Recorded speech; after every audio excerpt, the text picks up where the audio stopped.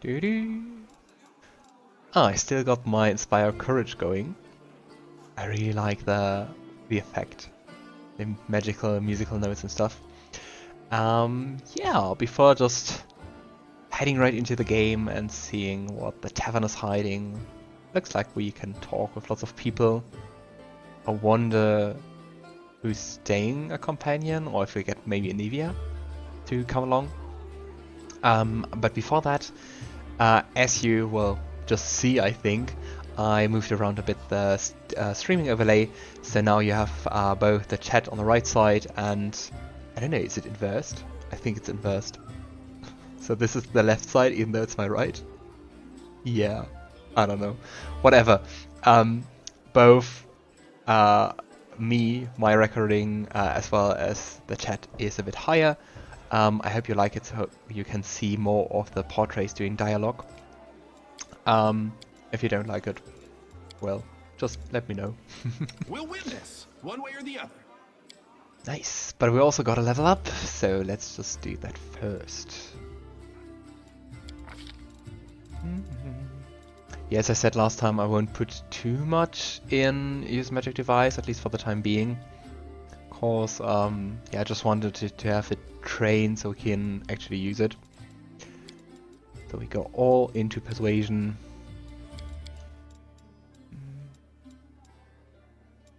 Yeah, I think we will surely have someone with us who's better in those lore things. Do it like that. Right, so do we go more into weapon stuff, or... The game seems to want us to do that, I think. Light weapon, Elven Curve Blade, a stock. You may use your Dex modifier instead of your Strength modifier on attack rolls. Oh, interesting that you need a feat for that. In D&D that's always like that. But I think that would be quite useful, because we don't have any strength, so... Yeah, and we are using a rapier.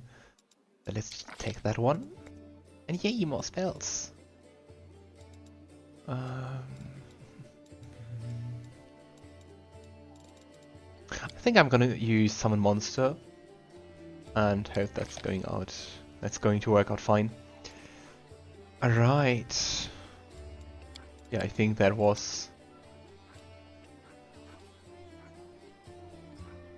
not that much, so yeah. Material components. Forgot the spell Treat Affliction. It requires the material component first aid kit. Oh. Which spell is it? It's not a spell. Is it an action? Charge. Treat Affliction. Ah, it's more like an ability and not really a spell, I think. Ah, yeah, material component first aid kit 1 of 1. Alright. Let's look into our personal chest. Oh, there's a sovereign dragon inside. Summons a tiny pet sovereign dragon. And sovereign dragon Great Wisdom provides morale bonus to knowledge and lore stuff. Right, do we equip that one? Or is it just... Ah, it's a usable thing.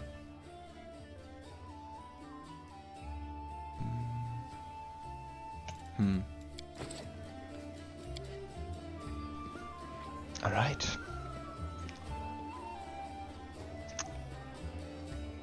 Oh, it's still said that you can't talk with the animals.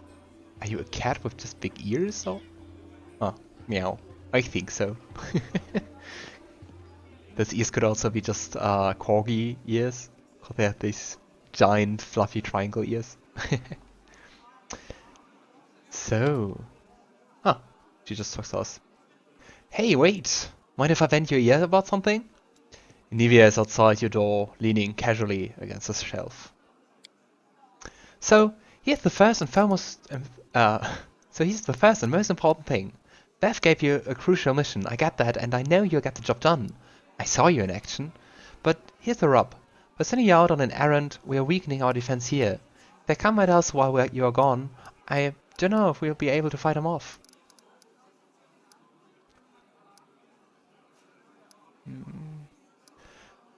What exactly does that mean? Do you want me to stay here and guard the tavern? You what? No. Your task is far too important. You can't just hole up here all cozy like waiting for the demons to knock on the door. We need to take the fight to them. But if those freaks try to make a move on this place, Beth will send a runner to get you. If that happens, you leg it back here, alright? Cause if you don't, you'll be coming back to an ash pile. Got it? Oh well, that doesn't sound too pleasant. When do you think the demons will attack next? Your guess is as good as mine. It might not be here, they could attack the whole damn city. Those vermin know they've lost the upper hand, and that's why we are going to push back hard. If things kick off here, you should know, after they attack, some things could be changed beyond recognition. So, if you got any business that needed taken care of, you'd better do it soon. Yay, time. Alright, sounds like I don't have too much time, so thank you for the warning and see you later. Wait, there's something else. So, the rift that damn beetle left with his scythe? Yeah, well, it cut the city into two and it's kinda difficult to get across. My scouts tell me that there's halfway decent place to set up a crossing in Market Square, not that any of them tried to make it sure. But if you got a mind to grow across, and I think you're gonna have to eventually, you might want to get the square once over. Alright, thanks you for the warning. See you later. Later. Watch yourself out there. Sotlings. Dangers just awaiting us.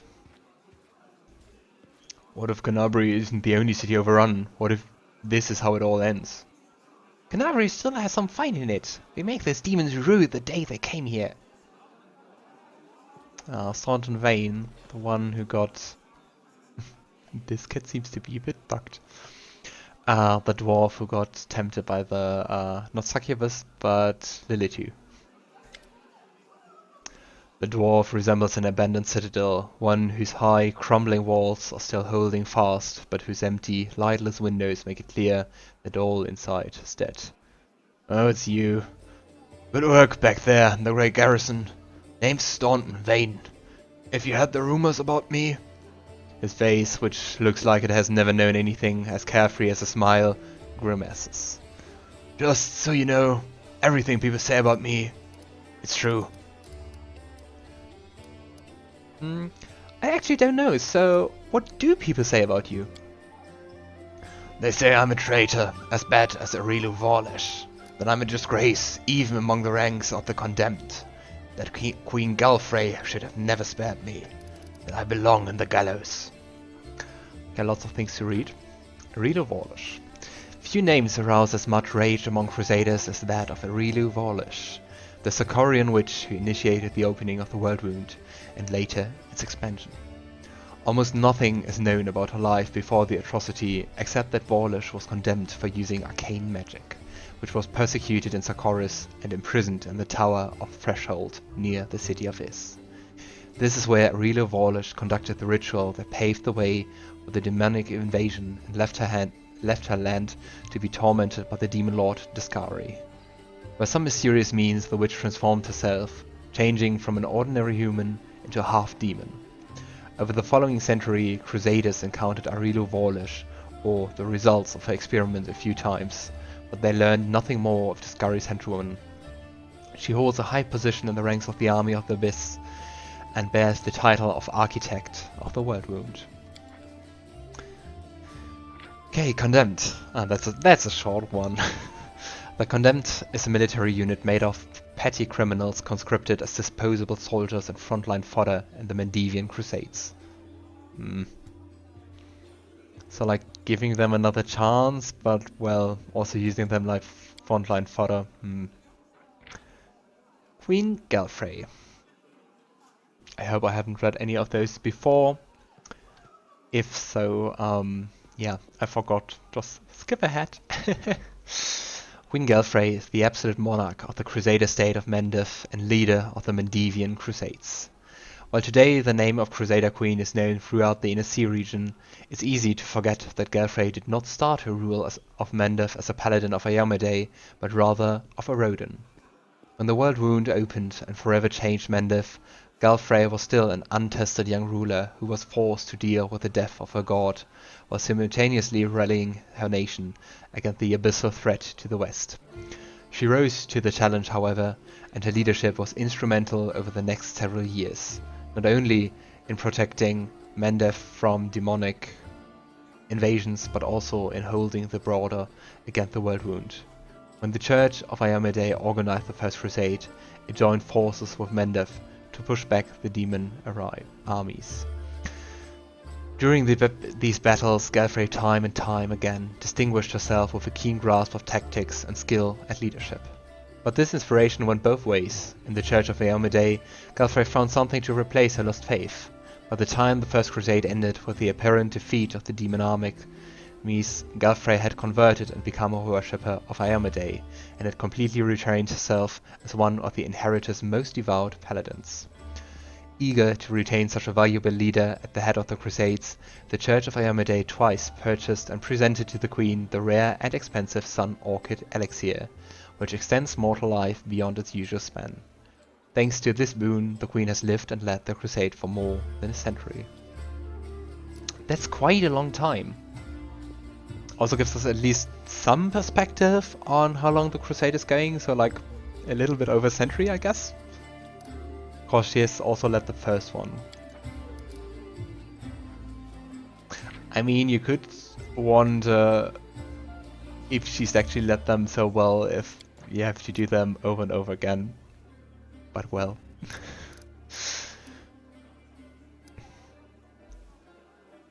If I may be so bold, why do they hate you so much?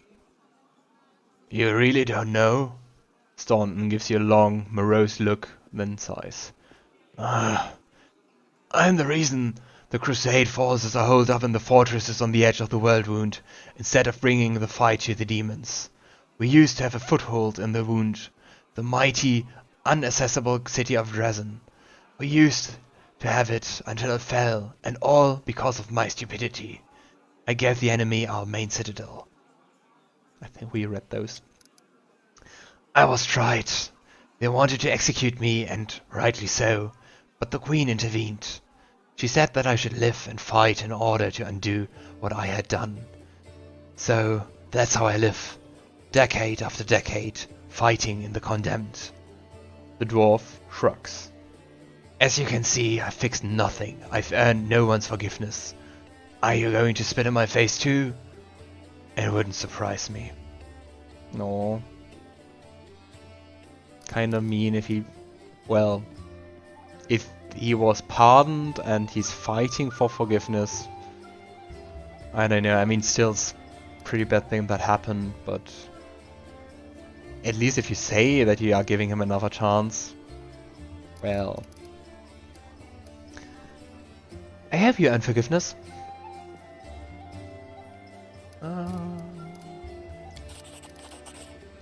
Thank you. From the depths of my soul, I thank you. But I haven't had hope for a long, long time. But that means a whole city fell because of you? How is that even possible? What do you mean, how? The knight glares at you from beneath his furrowed brows. If you don't trust the word of a condemned, go ask somebody else. Like my brother Joran. And if you still don't believe it, what's it to me? But if you're about to ask me recount the story of my disgrace for the 1000th time, don't. So, you really don't have any friends? I couldn't have survived this long if I weren't completely alone. If I were completely alone. Joran, my little brother, he keeps me going. He's never abandoned me. Everyone else shies away from me like they might catch what I've got. Even fighters in the condemned console themselves by thinking, I got stripped of my rank, but at least I'm not Staunton. Oh. Commander Cherubides seems to be the only person in the whole army who remembers that I'm a soldier, not a drudge. She has no qualms about taking me into battle. She had some mud flung at her in the past, so I hear. That's why she tries to keep an open mind about people. It's no surprise that she's the only one to hold onto her sense of reason in this farce. But I mean, so many years on the Condemned, surely you have paid your penance by now, right? That's not up to me to decide. My life is in the Queen's hand. He falls silent for a moment, and then, in a trembling voice, he adds, "The Condemned isn't the worst part. All these years I've prayed to Torek for forgiveness. Countless times I've gone to his priest, countless times I've kneeled before his altar. If only the father of dwarvenkind would answer my prayers, just once. Not to restore what I've lost, but just to tell me that I'm still one of his children. But it seems that he doesn't give a damn about me. What can I expect from mere mortals when my own god doesn't think I deserve redemption?" No, not the Condemned. Torek. Torek, known as the Father of Creation, is a stoic and serious dwarven god of the forge, protection and strategy, who values honor, planning and well-made steel. He's an often distant deity, lending magical power to his clerics but leaving his followers to mark their own way through life, knowing that this will make them strong and determined. That's a harsh way, but I mean, sounds also really fitting not to answer prayers then. I actually need to talk to the elf who calls himself the Storyteller. Do you maybe know where I can find him? Tirabet said something about that. The Storyteller? Staunton strokes his beard in thought. A strange odd fellow, that one. He used to sit with me for hours, asking about all sort of things. He never offered judgment or comfort, he just listened. At first, I wanted him and his questions as far away from me as possible. But later, I realized that talking to him did ease my burden a little. I hope he's alive and well. He's completely blind and feeble too, so if he's alone in the city, well, you probably know what that means. I do know one place he might be. Look for him in the Blackwing. It's a library, here. I show you where it is on the map. I don't know what use the library is to a blind elf, but he loved the place. He would sit there day and night. Alright, I have to go. Go on then. Maybe we'll see each other again. Well... still poor fellow. Camellia. Camellia looks you over pensively, toying with a snake-shaped bone amulet that dangles from her pale neck. Noticing your glance, she flashes you a cold, barely there smile. Greetings! It seems for a moment that she wants to say something else, but the pause grows too long, and she slips back into cautious silence.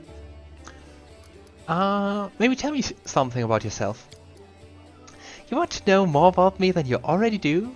Why? Camellia arches a dainty brow. I talk to the spirits of the tormented land, and they guide me in battle. I'll help you fight the demons, and I swear that you can rely on me in this matter. Isn't that sufficient? If I may ask, where did you learn to wield your rapiers so well? I had good teachers. Although they didn't get all the credit, I am a most diligent student. Camellia licks her parched lips. Your amulet looks quite unusual. Where did you get it? Ah, my little trinket. It's so nice of you to notice. But I assure you, this amulet is nothing but a bauble. Can a lady not be drawn to beautiful, useless things? I know your inventory screen. I know it's not just a bauble.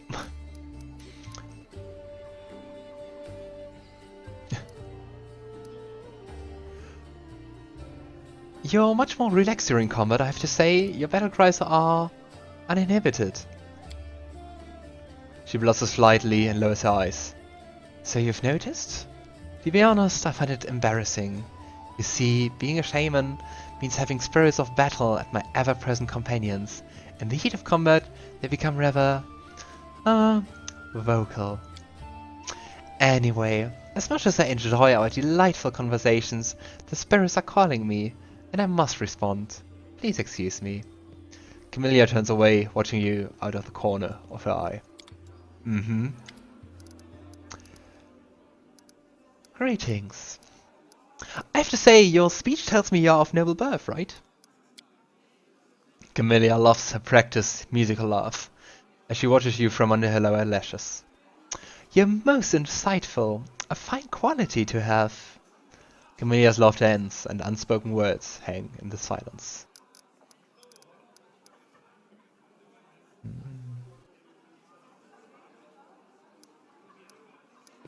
I mean, she wasn't that nice to us in the beginning. Well, I have to say, still, I believe that being of noble birth doesn't give anyone the right to look down on others. Is that so? Well, thanks for sharing your opinion with me. Oh, I can say you don't belong in my party, so I think she's in my party. Well, I have to go, we'll talk later. I won't keep you. The dawning smile on Camellia's face freezes and quickly dies away. You're suspicious. August Worm.